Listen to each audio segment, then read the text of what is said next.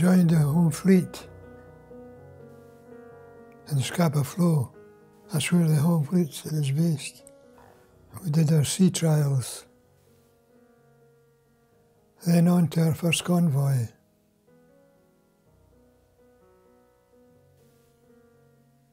And made our way to Murmansk on the Kola Inlet. And after we did our working up trials, as I say, we went on our first convoy. But mainly, for us, was to raid the Norwegian coast, because there were airfields hiding behind and U-boats lying up fjords, regenerating their batteries. So we had to check them all. Well, not them all, but we had to. Of course, you had information coming in. And before the ship left the Newcastle shipyard. So it was one of the first ships in the Navy to have radar.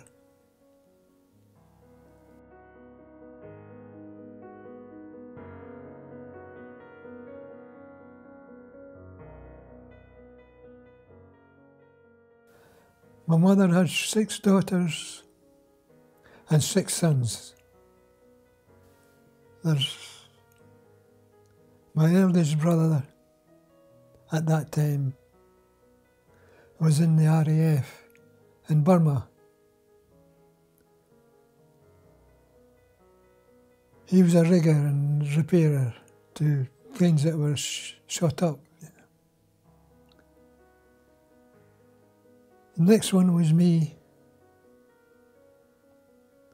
at 19.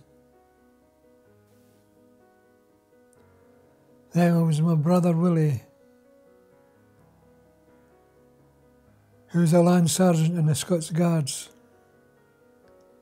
and he got shot through the arm 10 days before the war finished. It went right through from the Rhine with the Guards Armoured Division.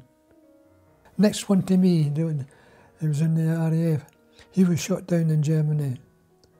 I was a prisoner of war for a while. But he only came home, that was the main thing. And my youngest brother, Clark, he served in the Scots Guard also. And he was Churchill's bodyguard.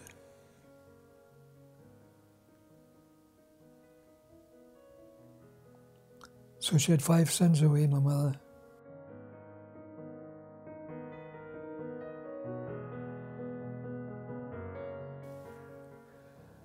The U-boat must have been right underneath our cruiser.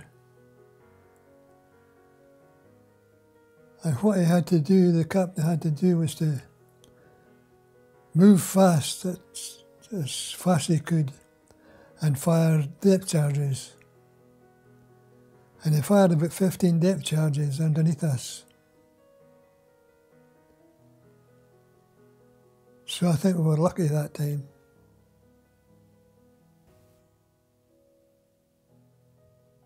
You ever seen a depth charge exploded?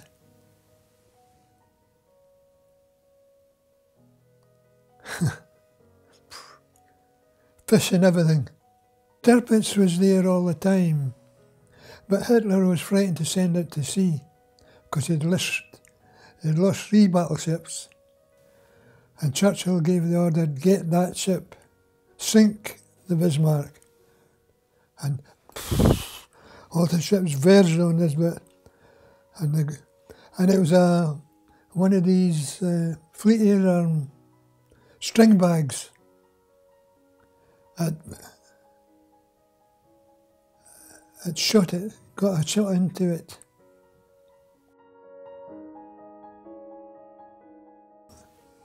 I was damage control. We were there to do something if we were hit,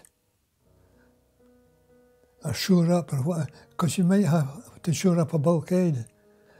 If the shot went through the side of the ship and the water was penetrating, yeah, you shored from one to the other. And what to know the points where we kept the shores and all these things. But we never needed to use them, funnily enough. One of the lucky ones. As far as our ship's concerned, everybody made it back as far as I know. But some of the other ships lost quite a lot of men. 3,000, I think. The worst time was when you're surrounded with planes and German planes and U-boats. Oh, at the one time, you have to have your eyes up your backside.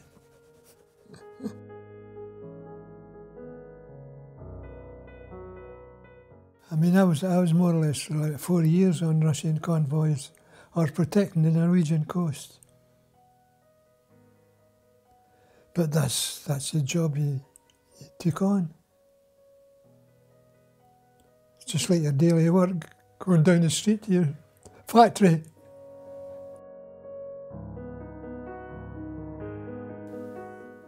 Mutton came on the menu and I hated it.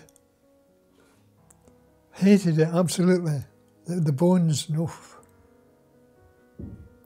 Still made soup.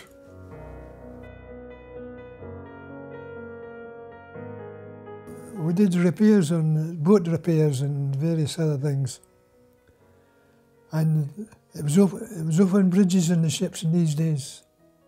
No glass, open, blew right at your face. But we made duck boards for them and squares to lay across the bridge to keep the captain's feet dry. And they wore out, and we had to start making them again, replacing them. And I had a marine flunky, was a helper, just like a labourer, you know, because they were made out of oak, these duck boards, and they were 4 feet square, and they were heavy. So I needed somebody to lift one side while I lift the other. We fitted them, because I made them and then fitted them. And he was a bit of a boy, my marine flunky. He misbehaved quite a bit.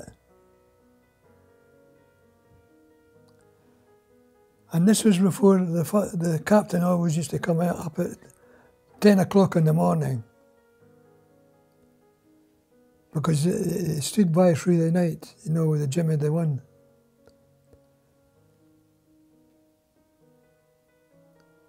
And this guy, when the captain appeared on the bridge, he took off and hid himself. I couldn't find him because he's always in trouble with jankers.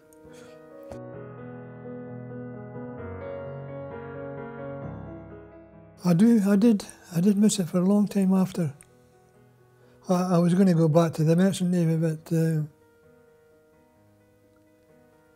so if you can't do it with the Royal Navy, you can't do it on the Merchant Navy.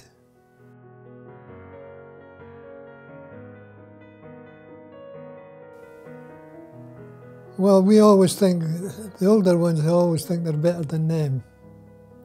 But obviously, they've got all the modern stuff to use. And although we see it, they're soft. Probably when the time came around, they wouldn't be soft, you know.